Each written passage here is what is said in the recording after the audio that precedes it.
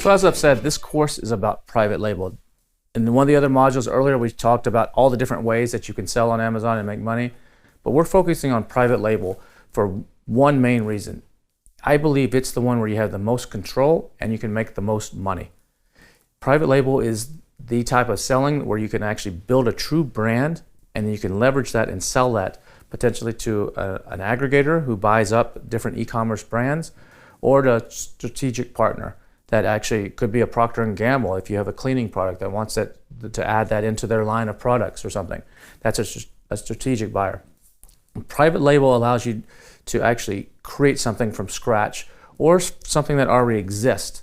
So you may have an idea in your head for a product and you could develop that and actually build that into a true brand, and that's a private label product. It's your own product. You got your own label on it, your own name on it. Or you could actually go and find something that already exists on the marketplace. Someone has already done all of the development work, all the engineering, all the molds and design and everything, and you can make that your own by either simply just putting your logo on it and selling it as your own. It could be like a flashlight. And if it's a flashlight and it says maybe a Kevin's brand, that can be the same flashlight. Could also say U.S. Army, for example. And they're the same product but two different brands. That could be private label. Now, I don't recommend you do that because that's very difficult to actually make money selling on Amazon. You need to actually differentiate the product. So just sticking your name on it is not going to be good enough. It was 7-8 years ago selling on Amazon. You could go to a website called Alibaba, alibabi.com. It's also included in the Helium 10 tools and the X-ray tool, where it will actually search this website and give you approximates of prices for different items. But Alibaba is probably the best known. It's not the only one. And when we get to the sourcing module later, we're going to talk about several other websites that you can go to where you can actually find manufacturers and find where to source products and how much they're going to cost you and so on. But one of the things you want to do is you want to differentiate the product in some way. That's crucial today. And now differentiation could be as simple as you change the colors or you change the design a little bit.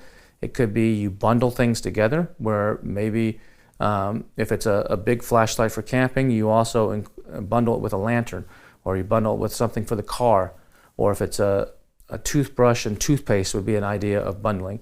You add something extra of value to that product that makes it different. Or you, like I said, you change the product, or you change the packaging, you put it in cooler packaging. Sometimes people buy just because of the packaging. You know, you go into the liquor store and you're looking at all the different vodkas in a liquor store. Some of them are in cool bottles the shape of a guitar. Some of them are in just a standard vodka looking bottle. Some of them are in a box. A lot of times there's not much difference between those vodkas. And all the difference is the packaging, and that's the differentiator. So you can differentiate with packaging. You can also differentiate with licensing.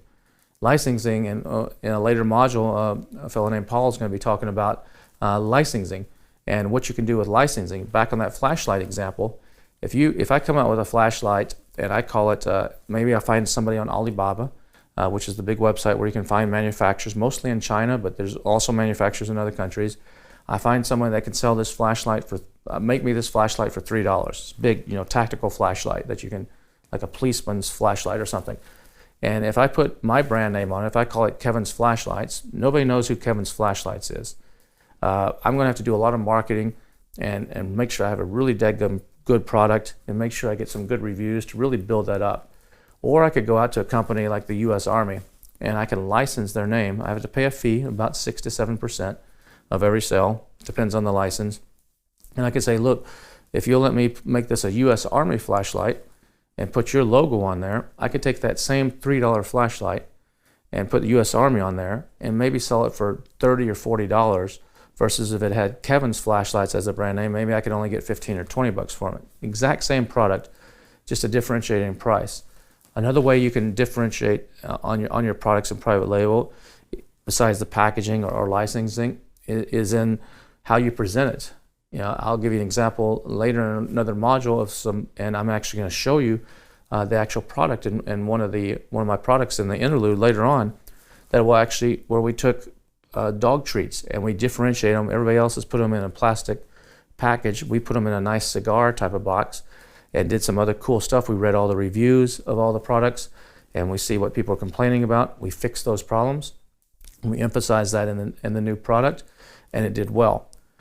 So that's where private label comes in, and that's where you can build a true following and a true brand around your product, and actually branch off onto that and start with one product and hopefully evolve that into multiple products that ideally target an avatar or a specific type of customer profile. If you're just selling cooking products, you might start off with cooking products, or maybe you're going to niche down even further, and it's going to be products that are cooking but only for grillers. So everything you do is for grilling. It could be the tongs, it could be the gloves, it could be the thermometers, everything around that brand, so that people who buy one are like, oh, also that one was pretty good, I want to buy this one from the same brand.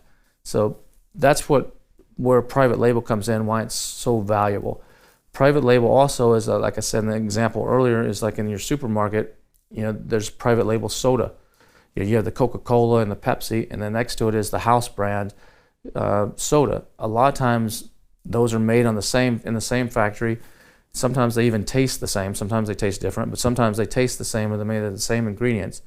But that's the local store's brand that they're selling, and they have a bigger margin on those brands, even though they're selling them cheaper. And so that's why private label is so good too, is because it has much better margins than a lot of other things. So what we're going to be showing you in this course is everything private label based, and how to find those opportunities, how to develop those opportunities, how to market those opportunities, how to make your product unique and different, and give you a really good chance for success. We'll see you in the next module.